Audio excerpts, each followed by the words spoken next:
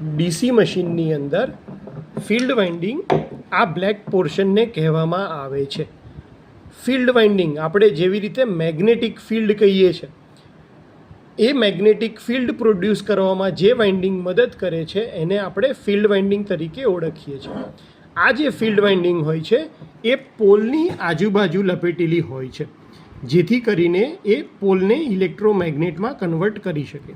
DC મશીનમાં mostly આપણે electromagnet use કરીએ છીએ અને આ ઇલેક્ટ્રોમેગ્નેટ બનાવવા માટે ફિલ્ડ વાઇન્ડિંગ બહુ જ કામ.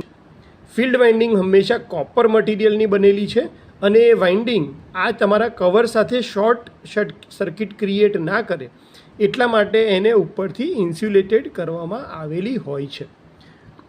તો ફિલ્ડ વાઇન્ડિંગનું કામ છે કે જ્યારે એમાંથી આપણે ડીસી પ્રવાહ પસાર કરીએ ત્યારે એ પોલને ઇલેક્ટ્રોમેગ્નેટ બનાવી એમાંથી ફ્લક્સ પ્રોડ્યુસ